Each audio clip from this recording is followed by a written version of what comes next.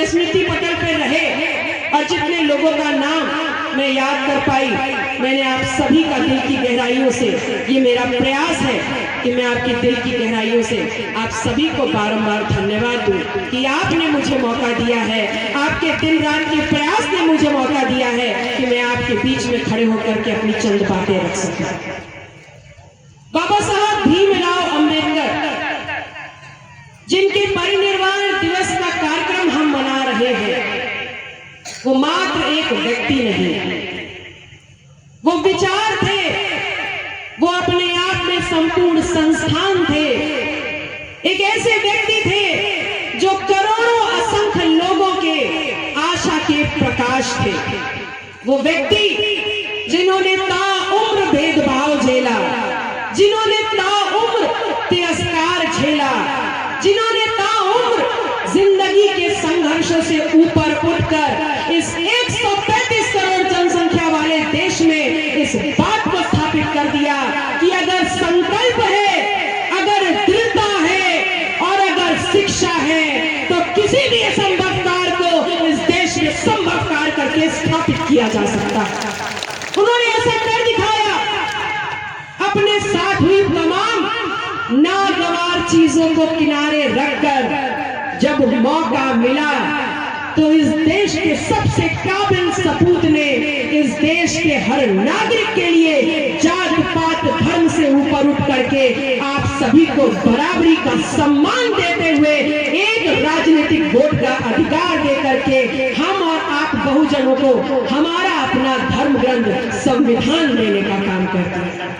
ये वो शख्सियत रहे जिन्होंने जो कहा वो जमीन पे उकेर दिया। ताउम्र एक लंबी नहीं लेकिन बड़ी जिंदगी जी करके हम सबके बीच से गए। पूरी जिंदगी सामाजिक न्याय को इस भारत देश की धरा पर उतारने के लिए प्रयत्नशील रहे और आज वो हमारे बीच में है, बीच में नहीं है। तो अब क्या करना है? क्या दायित्व है आपका और हमारा? क्या हमारा दायित्व ये है कि सिर्फ परिनिर्वाण दिवस का कार्यक्रम कर लो और इस बात को कह लो आपस में कि अगर बाबा साहब भीमराव अंबेडकर होते तो ये हो जाता और वो हो जाता? अगर आज वो हमारे बीच में नहीं है तो ये आपका और हमारा दायित्व बनता है कि हम उनकी आगे की पीढ़ी है। हमारा ये सम्मान होना चाहिए, स्वाभिमान होना चाहिए कि अगर हमारे पुरोधा कोई काम अधूरा छोड़ करके असमय हमारे बीच से विदा हुए तो उस कार्य को, उस संकल्प को दुगनी ऊर्जा से इस देश में स्थापित करने का संकल्प हमारा होना चाहिए। और आज वक्त की इस देश में मांग ये है। अन्याय हो रहा है इस देश में, इस देश के बहुजनों के साथ, जो इस देश का आधार है, जो इस देश की रीढ़ है।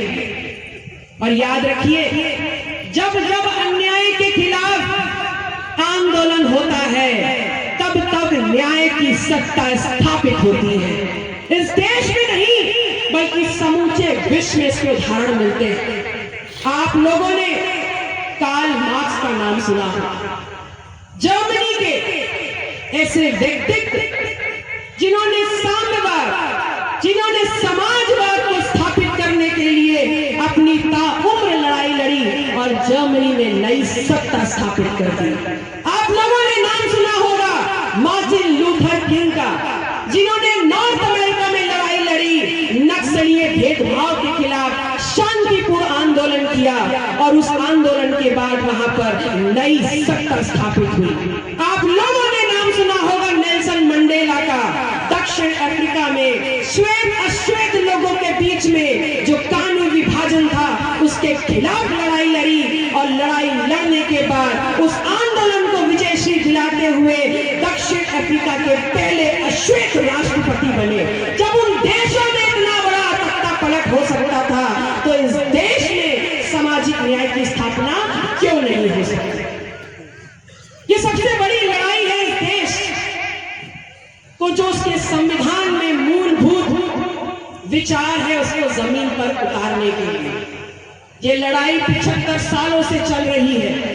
और आगे कब तक चलेगी पता नहीं, लेकिन एक बात जरूर कह सकते हैं कि ये लड़ाई हम जीतेंगे जरूर। और जीतना इसलिए है क्योंकि ये संविधान धरोहर है हमारी, ये सामाजिक न्याय, ये लड़ाई है हमारे आज और हमारे भविष्य की। लेकिन चिंताजनक बात यह है कि जिनके लिए ये सामाजिक न्याय की लड़ाई है, जिनके लिए इस देश में समानता स्थापित होनी है, जिनके लिए इस संविधान को उसका वर्तमान का स्वरूप दिया गया, वही लोग लोकतंत्र से मिली हुई अपनी इस ताकत को उन चंद मुट्ठी भर लोगों के धन के पाखंड और मायाजाल में फैल करके उसमें अपने आप को समाहित करते हुए अपनी इस राजनीतिक लोकतांत्रिक ताकत को कहीं ना कहीं उनकी बार बार सत्ता बना करके अपने और हमारे भविष्य को अंधकार में भेजने का काम कर रहे हैं। आप उनके लिए और उनकी बातों में चाशनी से डूबे हुए उनके पाखंड और उनके षड्यंत्र में आप इस प्रकार भीग गए हैं, आप इस प्रकार रच बस गए हैं कि आपको समझ में नहीं आ रहा कि जिनके लिए समरसता सिद्धांत है वो समानता की बात नहीं करेंगे, जिनके लिए सत्ता सिद्धांत है वो आपकी भागीदारी की बात नहीं करेंगे, जिनके लिए 10% EWS सिद्धांत है वो आपके आरक्षण को भीख के नाम से ही घोषित करके आप लोगों को बदनाम करने का काम करेंगे। सामाजिक न्याय को आगे बढ़ाने के लिए और इस देश में स्थापित करने के लिए सबसे ठोस कदम आरक्षण। और जब जब आरक्षण की बात उठी तो उसका इतिहास जरूर खंगाल लीजिए। 27% पिछड़े समाज को आरक्षण एक लंबे संघर्ष के बाद मिला, कागजों में मिल गया, मंडल कमीशन की सिफारिशें लागू हो गई, लेकिन क्या आपको धरातल पर वो लागू होता दिखता है? क्या आपको सरकारी नौकरियां 27% रिजर्वेशन के हिसाब से मिल रही हैं? क्या शैक्षिक शिक्षण संस्थानों में क्या आपको 27% का आरक्षण आपको मिल रहा है? सिर्फ कागजों पे है। अगर मिल रहा होता तो 69,000 शिक्षक भर्ती घोटाले में जो आपके और हमारे घर के लोग 500 दिन के ऊपर लखनऊ राजधानी में दिन रात धरना प्रदर्शन कर रहे होते तो वो उसी आरक्षण के अंदर अपनी नौकरियां मांग रहे हैं। लेकिन ये सरकार आपका वोट लेकर के अगर हमारे भविष्य को, हमारे घर के पढ़े लिखे नौजवानों को कुछ दे रही है तो दिन रात या तो भूख दे रही है, या तो बेरोजगारी भत्ता दे रही है, और या तो अपनी नौकरियों के वाजिब सवाल पर लाठियां भाजने का काम कर रही है। आप इस बात को कब समझेंगे कि आरक्षण कोई भीख नहीं, आरक्षण संविधान का वो सबसे मजबूत स्तंभ है जो बहुत सालों से जो दबे कुचले रहे, जो शोषित रहे, जो पिछड़े रहे, जो दलित रहे, उनको इस देश और इस समाज की मुख्य धारा में जोड़ने का एक सबसे महत्वपूर्ण उठाया हुआ कदम है। और जिनको आप और हम अपना नेतृत्व कहते हैं, अपने समाज के नेता कहते हैं, जब हमारी हकमारी के विरोध में 10% EWS का ये आरक्षण लागू हो रहा था तो वही तमाम सांसद विधायक इस भारतीय जनता पार्टी की सरकार में टेबल बजा बजा के उसको सहमति देने का काम कर रहे थे। तो ये बताइए कि आपके हक और अधिकारों को छीनने का काम कौन कर रहा है? आपके हक और अधिकारों को छीनने का काम आपके अपने बीच में बैठा हुआ विभीषण कर रहा है।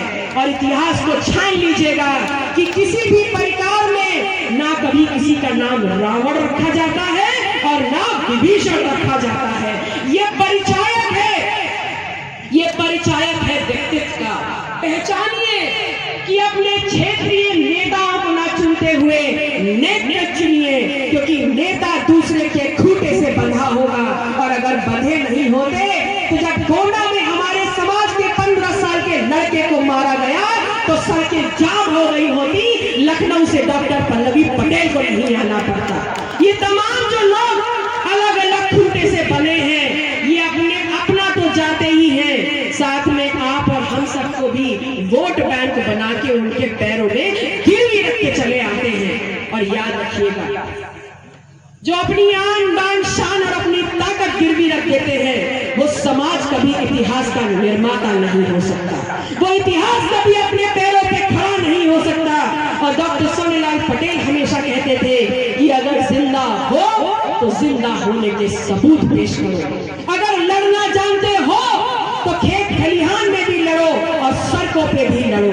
हम सभी लोगों को बड़ा मजा आता है सबको देखते लड़ते हुए, अपनी बात की आवाज उठाते हुए। और मेरे तमाम नौजवान साथी यहाँ खड़े हैं, अगर एक पोस्ट हम सोशल मीडिया पे डालते हैं तो आप लोग अपने डेटा पैक का इस्तेमाल करके एक एक घंटे में लाखों लोगों तक पहुंचाते हैं और लिखते हैं कि दीदी आप संघर्ष करो, हम आपके साथ हैं। तो मैं अपने भाइयों से कहने आई हूं कि आपकी इस बहन को आपका साथ, आपका समर्थन, आपकी ऊर्जा सिर्फ सोशल मीडिया पे नहीं चाहिए, सड़कों पे उतरो, ब्लॉक कर दो अपने हक और अधिकार के लिए, अपनी लाठी रोकने के लिए भी चाहिए और दूसरे पे लाठी चलाने के लिए भी चाहिए।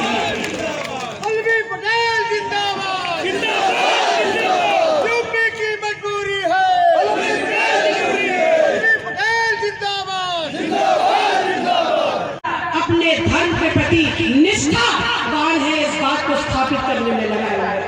आप ये भूल रहे हैं और कैसे भूल सकते हैं कि कोई भी देश लोकतांत्रिक व्यवस्था, संविधान और उसमें निहित नियमों से चलती है। धर्म आपका व्यक्तिगत विषय है, वो आपकी आस्था का विषय है, उसको अलग रखिए सामाजिक कारणों में।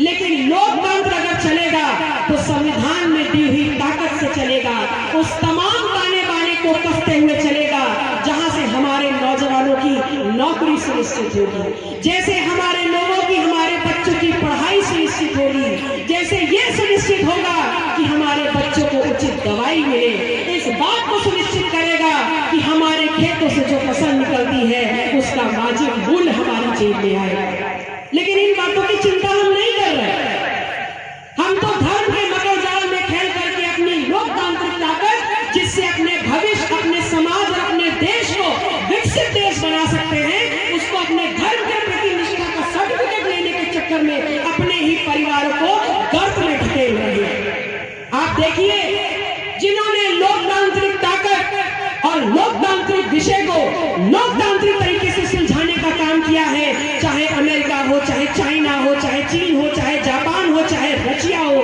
आज ये तमाम देश सुपर पावर बन चुके हैं। और हमारे देश के प्रधानमंत्री, हमारे देश के सत्तारूढ़ दल हमको बता रहे हैं कि हमको अभी विकसित होना है, अभी हमको विश्व गुरु बनना है। तो जरा एक बार इनको खटखटा दीजिएगा और इनसे बता दीजिएगा कि विश्व गुरु हम आज के नहीं, विश्व गुरु हम 5वीं शताब्दी से हैं, जब आर्यभट्ट ने पहली बार 7वीं शताब्दी में गणित के नियमों का पालन करते हुए सांख्यिकी में, संख्या में शून्य की खोज कर दी थी। विश्व गुरु हम तब से हैं और आज भी वो दुनिया में ज्ञान का आधार बना हुआ है।